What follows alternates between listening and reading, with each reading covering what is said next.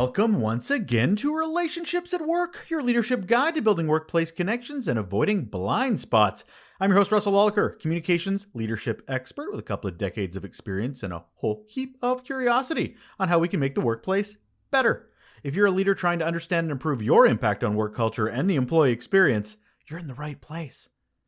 This is a mini episode, quick, valuable bits of information to help our mindsets for the week ahead. These are all inspired by the Raw Note newsletter, which you can absolutely sign up for free anytime you like. Just go to russellolacher.com or relationshipsatworkshow.com. Right there at the top, you'll see sign up for a newsletter and you're on your way right there.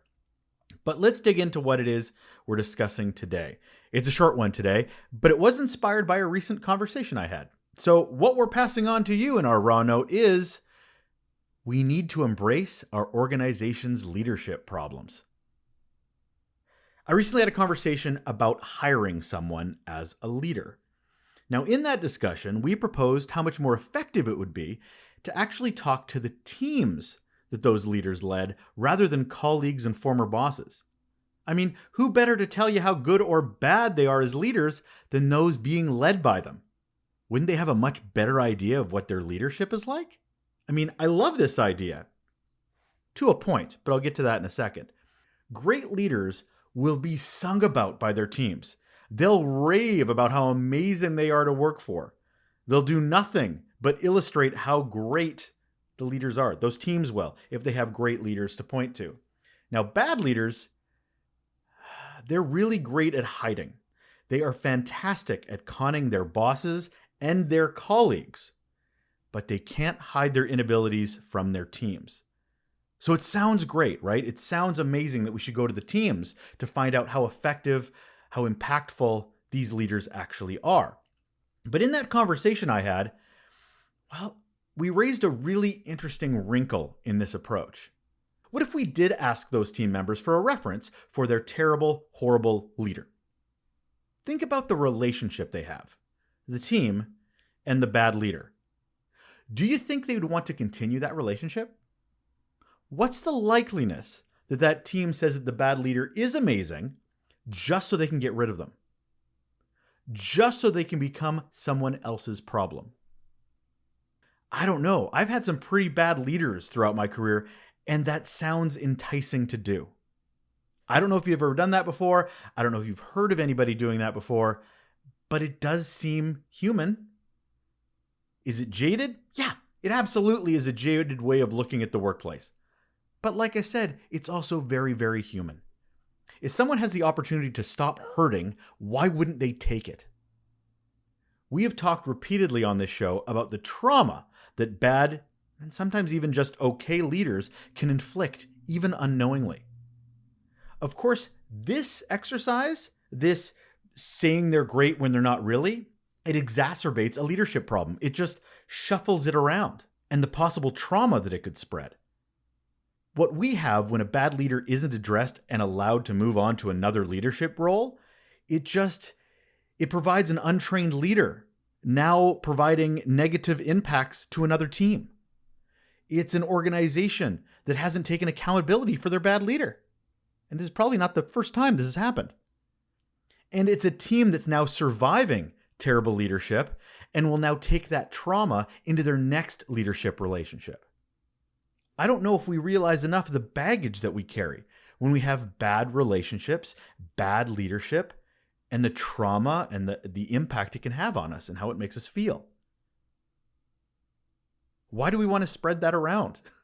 It's important that organizations take ownership, take responsibility, take accountability of those in their organization. Whether they were bad before they got to our organization or not, while they are under our roof, we have a duty to ensure we're not part of the problem of perpetuating bad leadership. So it's not about trying to move bad leadership around or ignoring it until it goes away. We need to take aim. Oh, and this is a nifty acronym too. We have to take aim at those problems we need to own. AIM stands for admit, identify, and manage. First, we have to admit we have bad leadership. It is such an important first step in solving a problem because we have to first admit we have one. No excuses, no spin, no, that's not my experience with that person. We have bad leadership. We do. Every organization has some. So first, we have to recognize the need to address this issue. It's so important. Second, identify. We have to identify the bad leaders and the causes for their bad leadership.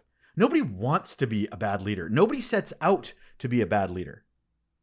So first, who are they? How are they influencing the culture and their teams negatively?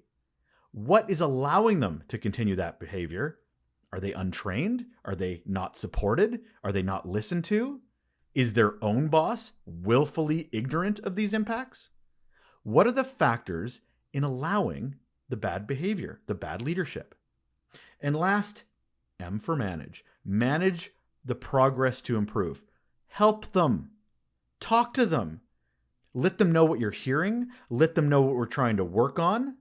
Then alter the course of continuing down the path that hurts organizations to one that helps them grow, that makes them healthier. You can do things like provide check-ins, goal setting, expectations, direction, coaching, accountabilities. Now, you may be asking, whose job is this? Well, it's kind of everybody's. Executive at the top has to create an environment where this is normalized, where we call out bad behavior. I'm not saying in an unconstructive way. I'm saying in the right way, maybe privately, maybe one-on-ones, but at least it has to be acknowledged, identified, and managed. We as organizations have a responsibility to our teams and to those bad leaders to do better while they're under our stead. We are responsible for our leadership in our environment. They are people that need our time and effort rather than those we just shrug our shoulders about and pretend don't exist until they become someone else's problem. Leaders lead. It's not the first time I've said this on the podcast. Leadership has to be leading.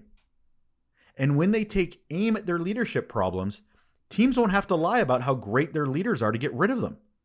They'll be confident in the fact that the organization has their back, has been working to help those troublesome leaders, and will want to see them continue to grow into new opportunities. They'll be rooting for them for the next opportunity because it'll be part of that leadership growth instead of lying about them to get rid of them. Now, as my parents used to say, while you're under our roof, you'll live by our rules.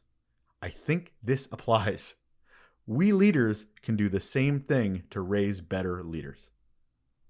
Told you it was going to be short and quick. That's right. It's a Relationships at Work's mini episode, your leadership guide to building workplace connections and avoiding blind spots. I'm Russel Lolacher. Thank you so much for joining us, even briefly. I hope you find value in these episodes, and I look forward to talking to you again with our next great guest coming out on Tuesday. Take care.